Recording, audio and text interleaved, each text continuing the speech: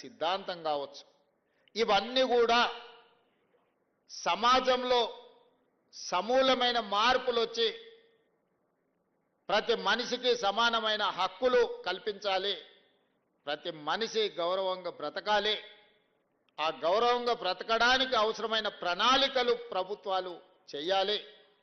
ప్రజలు ఎన్నుకున్న ప్రభుత్వం విధానపరమైన నిర్ణయాలు తీసుకొని పరిపాలనతో ముందుకు వెళ్తుంటే అందులో ఉన్న సమస్యల్ని, లోటుపాట్లను విశ్లేషించి విశదీకరించి ప్రభుత్వానికి అవసరమైన సలహాలు సూచనలు ఇచ్చి ఒకవేళ ప్రతిపక్షాలు ఇచ్చిన సలహాలు సూచనల్ని పాటించకపోతే ఆ ప్రభుత్వానికి వ్యతిరేకంగా నిరసన కార్యక్రమాలు తెలపడానికి, అవసరమైతే రాస్తారోకోలు చేయడానికి, అవసరమైతే ధర్నాలు చేసి ఆమరణ నిరాహార దీక్ష వరకైనా వెళ్ళి ప్రభుత్వం చేస్తున్న తప్పిదాలను సరిదిద్ది ప్రజలకు ఒక సుపరిపాలన అందించడానికి ప్రతిపక్ష పార్లమెంటరీ వ్యవస్థను మనం ఏర్పాటు చేసుకున్నాం. పాలకపక్షం తీసుకునే నిర్ణయాలు, ఆ నిర్ణయాల ద్వారా జరుగుతున్న రాష్ట్రంలో, దేశంలో పరిపాలనలో ఉన్న లోపాలను ఎత్తి చూపడానికే ప్రతిపక్ష వ్యవస్థ ఈరోజు మనం ఏర్పాటు చేసుకున్నాం. ఈ వ్యవస్థలన్నీ కూడా ప్రజల యొక్క సంక్షేమం, ప్రజల యొక్క అభివృద్ధి, ప్రజల యొక్క జీవన ప్రమాణాలు పెంచడానికే మనం అందరం కలిసి ఏర్పాటు చేసుకున్నాం. అదే మన భారత రాజ్యాంగం, డాక్టర్ బాబాసాహెబ్ అంబేద్కర్ గారు మనకు అందించిన వరం. ఆ డాక్టర్ బాబాసాహెబ్ అంబేద్కర్ గారు అందించిన వరమే ఈ ప్రజాస్వామ్య పార్లమెంటరీ వ్యవస్థ, ఈ శాసనసభలు. మరి ఈ శాసనసభలో దాదాపుగా డిసెంబర్ 7, 2023 నుంచి ఈ రోజు వరకు ముఖ్యమంత్రిగా నేను, సభానాయకుడుగా, ఉప ముఖ్యమంత్రిగా మా మిత్రుడు లేదా మా మంత్రివర్గ సహచరులు, మా ఎంపీలు, మా ఎమ్మెల్యేలు, ఎమ్మెల్సీలు లేదా మమ్మల్ని గెలిపించిన వాళ్ళందరం కూడా మేము బాధ్యతతో ప్రజల దగ్గరికి వెళ్ళి ప్రజా సమస్యలు తెలుసుకొని ఎన్నికల సందర్భంలో మేము ఇచ్చిన హామీలను అమలు చేసే ప్రయత్నం చేస్తున్నాం. ఈ అమలు చేసే క్రమంలో వచ్చిన విమర్శలని శాసనసభలో చర్చించి తద్వారా సమాధానం ఇచ్చి వాళ్ళకున్న అనుమానాలు నివృత్తి చేయడానికి మేము శాయశక్తుల ప్రయత్నం చేస్తున్నాం. మరి ఈరోజు ఇక్కడికి వచ్చిన మిత్రుల ద్వారా 4 కోట్ల తెలంగాణ ప్రజల్ని నేను అడగదలుచుకున్నా. నిన్నగాక మొన్న ఒక ఆయన వరంగల్లో ఒక పెద్ద సభ పెట్టిండు. సంతోషం, మీ పార్టీ ఏర్పడి 25 సంవత్సరాలు అయింది.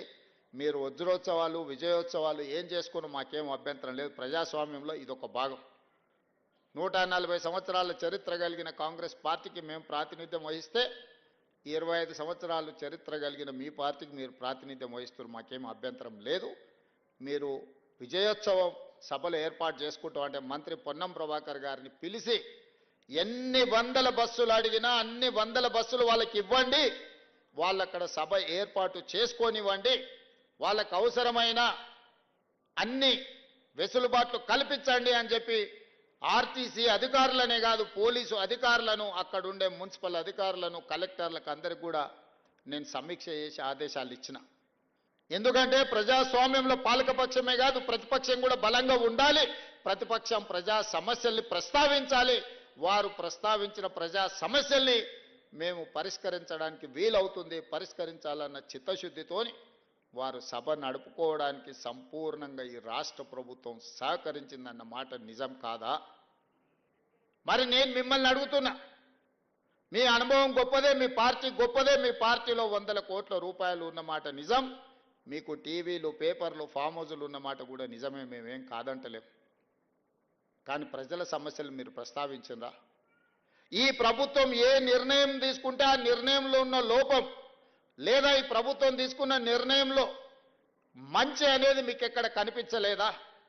మీ అనుభవంతో మంచిని అభినందిస్తూనే, ప్రభుత్వాన్ని భుజం తడుతూనే మా వైఫల్యాలను ప్రశ్నించి ఆ ప్రశ్నించడం ద్వారా ప్రజా సమస్యలను పరిష్కరించడానికి మీరు అక్కడ మాట్లాడి ఉంటే నిజంగానే ప్రజలు మిమ్మల్ని అభినందించి ఉండేవాళ్ళు.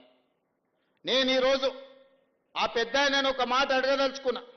ఎక్కడైనా ఎవరైనా ప్రభుత్వ ఉద్యోగిగా ప్రభుత్వం నుంచి జీత భత్యాలు తీసుకొని దాదాపుగా 16 నెలల నుంచి ఇంట్లో నుంచి కాలు కదపకుండా జీత భత్యాలతో సహా అన్ని వసతులను మీరు అనుభవిస్తున్నారు కదా. ఇది ఏ చట్టంలో ఉందని నేను అడుగుతున్నా.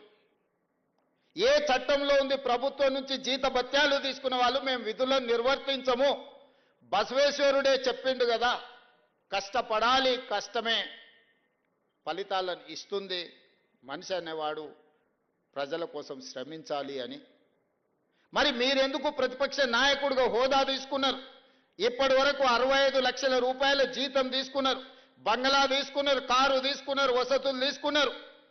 పోలీసుల పహారా మీకు కల్పించడం, ప్రధాన ప్రతిపక్ష నాయకుడిగా, మాజీ ముఖ్యమంత్రిగా అన్ని వసతులను అనుభవించకుండా, ప్రతిపక్ష నాయకుడు పాత్ర పోషించకుండా మీరు ఫామ్ హౌస్లో ఎందుకు పడుకుంటున్నారని 4 కోట్ల తెలంగాణ ప్రజలు అడుగుతున్నారు. సమాధానం చెప్పాల్సిన బాధ్యత మీకు లేదా? ఆయన అంటే నేను రాను అసెంబ్లీలకు, మా పిల్లల్ని పంపించిన అంటాడు. నేను ఆయన్ని అడుగుతున్నా, పిల్లల్ని పంపించడానికైతే మీరెందుకు ప్రతిపక్ష నాయకుడిగా ఉండాలి? మీరెందుకు పార్టీ అధ్యక్షుడిగా ఉండాలి? మీరెవరు సభకు రాని ప్రతిపక్ష నాయకుడు మమ్మల్ని ప్రశ్నించే నైతిక హక్కు మీకున్నదా? మీ నైతిక హక్కు లేనప్పుడు మీకు మమ్మల్ని ప్రశ్నించే అధికారం ఎవరిచ్చిండ్రు అని నేను అడుగుతున్నా. ఈరోజు నేను వారిని సూటిగా అడుగుతున్నా, అధికారం ఉంటేనే, ఆదాయం వస్తేనే మీరు పనిచేస్తారా? అడ్డగోలుగా కొల్లగొడితేనే మీ అధికారం ఉన్నట్లనా మీకు? ప్రజలు కష్టాలలో ఒకవేళ ఉంటే ప్రజల దగ్గరికి ఎందుకు వెళ్తలేరు? మా దగ్గరికి రాలే, అసెంబ్లీకి రాలేదు, మమ్మల్ని ప్రశ్నించడానికి, మా కళ్ళల్లో చూడడానికి నీకు ఏదైనా భయం ఉంటే మరి నిన్ను ప్రతిపక్ష హోదా ఇచ్చిన ప్రజల దగ్గరికి మీరు ఎందుకు వెళ్తలేరని నేను వారిని అడుగుతున్నా. ఫామ్ హౌస్లో పడుకొని మీరు ఏం సందేశాన్ని ఇవ్వదలుచుకున్నారు రాబోయే తరాలకని నేను అడుగుతున్నా. అధికారం ఉంటేనే చెలాయిస్తాం, లేకపోతే ఫామ్ హౌస్లోనే మేము ఉండిపోతాం, ప్రజలు ఎక్కడికి పోయినా సరే గాలికి వదిలేస్తామని సందేశాన్ని ఇవ్వదలుచుకున్నారా మీరు ప్రతిపక్ష నాయకుడుగా నేను అడుగుతున్నా. నేను అడుగుతున్నా మిమ్మల్ని, మేము చేసిన పథకాలన్నీ ఆగిపోయినాయని. ఏ పథకం ఆగిపోయిందని నేను అడుగుతున్నా. రైతు బంధు ఆగిపోయిందా? షాదీ ముబారక్ ఆగిపోయిందా? కళ్యాణ లక్ష్మి ఆగిపోయిందా? ఫీజు రియంబర్స్మెంట్ ఆగిపోయిందా? ఆరోగ్యశ్రీ ఆగిపోయిందా? ఉచిత కరెంట్ ఆగిపోయిందా? ఈ రాష్ట్రంలో ప్రజా పాలన ఎక్కడైనా ఆగిందా అని నేను అడుగుతున్నా. ఇవే కాదు, సన్న బియ్యం ఇచ్చినాం, పేదవాళ్ళ ఇళ్లకు 200 యూనిట్లు ఉచిత కరెంట్ ఇచ్చినాం, 500 రూపాయలకు సిలిండర్ ఇచ్చినాం, 60,000 ప్రభుత్వ ఉద్యోగాలు ఇచ్చినాము, 2.5 లక్షల కోట్ల రూపాయల పెట్టుబడులు తీసుకొచ్చినాం, ప్రైవేట్లో 1,00,000 ఉద్యోగాలు ఇప్పించినాం. ఈరోజు హైదరాబాదు నగరాన్ని విస్తరించడానికి అవసరమైన